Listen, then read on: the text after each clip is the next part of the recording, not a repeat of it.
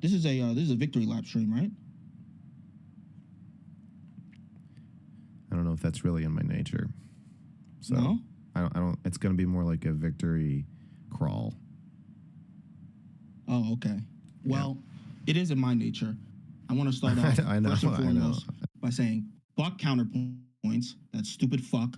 Fuck Dan. That dipshit.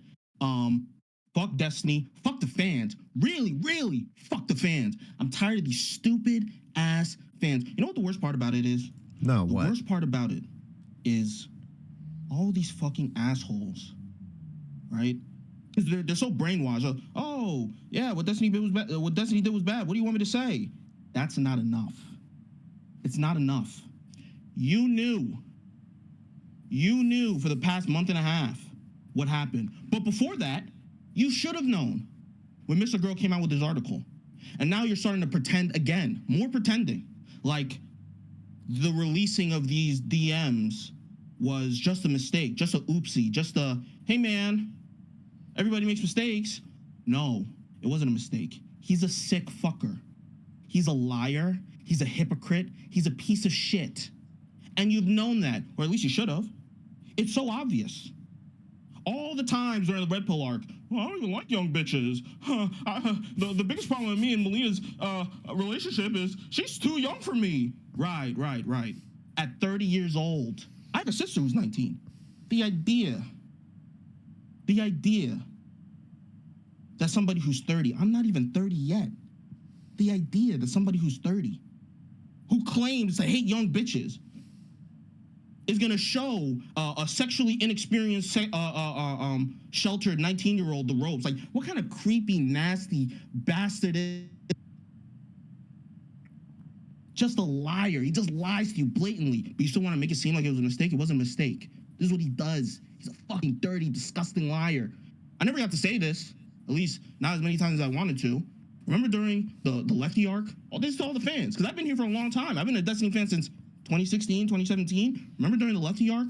When people were starting to say, like Maddie Cakes, oh, maybe he doesn't understand consent. Well, we know that it was prophetic. It was so like she could see into the future, like that's so Raven. But he said, hey, if you think that I do any weird fucky shit, because that's the way he talks, weird fucky shit, I'm an open book. My whole life is on the internet. You can ask anybody you want. You can talk to anybody you want. Everybody knows that. And then the second Mr. Girl starts an investigation, he gets nuked from orbit. That didn't ring as strange to you? No, it doesn't matter. As long as Destiny's protected, as long as the cult is protected. You people make me sick to my fucking stomach. That piece of shit, Dan. He goes on anything else and he says, oh, Mr. Girl abuses his wife out of one side of his mouth, and on the other side of his mouth, he's saying, well, Melina used to call me and cry, telling me all these horrible things about Destiny. Maybe I should leave. And I said, well, if you feel like you're in an abusive relationship, maybe you should leave. What a stupid fucking retard. What a dumb fucking asshole. And that's the best thing about Dan, is that he's so fucking dumb. Everything he tries to do, he sabotages. He's sabotaging his friend's defense, his fucking disgusting, in his own words, pedophile friend's defense. Oh, if you're 19, you're basically 15 to me. By his own definition, he sabotages his own fucking pedophile friend defense. He destroys his fucking crusade against Dan, whatever the fuck guy from Twitch, whatever the fuck that guy's name is. What a fucking asshole. Counterpoint. Dick sucker of the year. Dick sucker of the century. I hate you all. And Ukrainiana, fuck you too.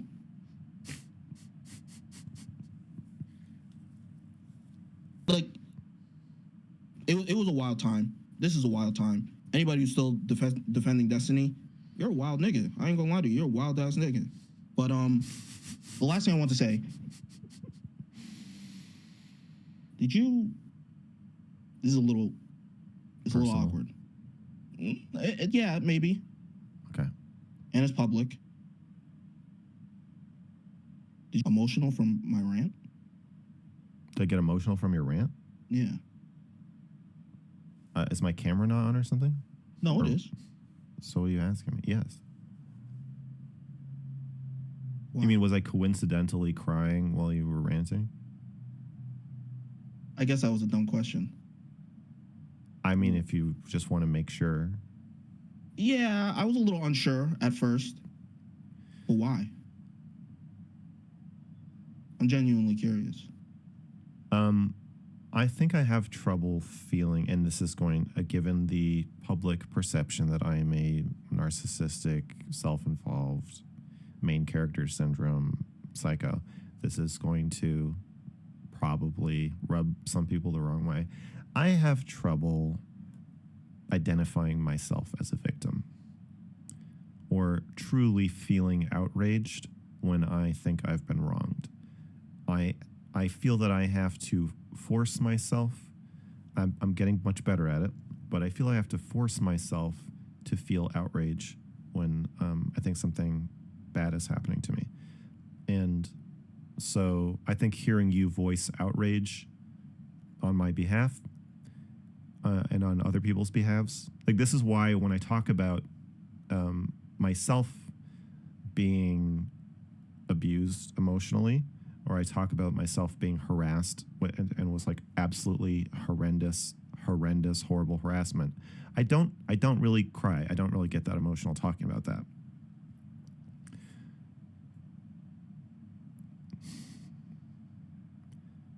But I noticed this writing the report.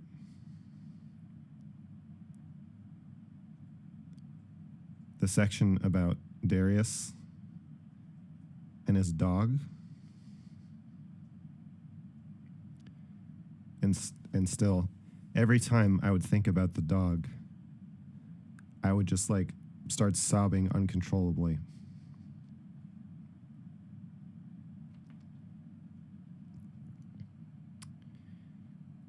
So I think that not that I don't advocate for myself or stand up for myself. Like obviously I can be pretty maybe annoying about calling shit out. But so it's not an intellectual thing where I don't see when something bad's happening to me. Obviously with Destiny, there were times where I also didn't see it, but it's that I don't feel it. Mm. And so a lot of my defensiveness of myself is like it's like manufactured outrage. It's like if I were my own child and then somebody's like beating my child up in front of me and I'm like, well, that's my kid. I really should do something about this. I don't feel a protective like surge of rage like the one that you're showing. I wish I did. I feel it for the dog. I feel it for Pixie and Cherry. But, and obviously others, you know, I think everybody first kind of saw it with Lav, my call with Lav, where I became very emotional hearing about how she'd been treated, even though it was kind of similar to how I'd been treated. But seeing it happen to her, I can just feel it much more clearly. So I think that's why. I see. I think it's something I should work on. I don't think this is like a great quality of that I don't feel that, but well, if I may, I think obviously too much in one direction is not good, but I think being able to maintain a level head while people are like saying heinous things about you probably has served you well to a certain degree. Yeah. Because of the nature of the content that you make. Like, it'll be a lot more difficult for people to take you seriously, even though it's difficult already when say pedophile after the Cuties review, if you're like screaming and crying about you not being one.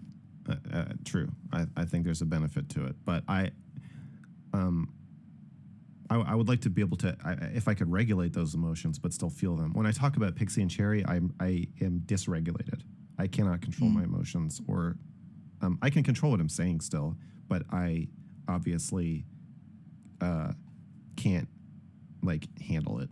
So I get what you're saying. Nobody wants to watch me make a horribly provocative and offensive video and then break down crying when people criticize it. So I'm not working on that, but you're working on just being able to feel it at all. Well, I don't know. That'd be interesting though. I make a horrible provocative video that I know is going to make me look like a pedophile, and then I go on streams where people call me a pedophile and I just sob uncontrollably. I could see that working too for my career. I don't know. It's a different trajectory, but it's something I am open to exploring. It'd definitely be funny. Well, Yeah. would it be funny? It'd be a little funny. I mean, me crying right now is funny. It's funny that people are like, he's making this all about himself. He's the main character. And then I get on stream and start crying about it. That is funny.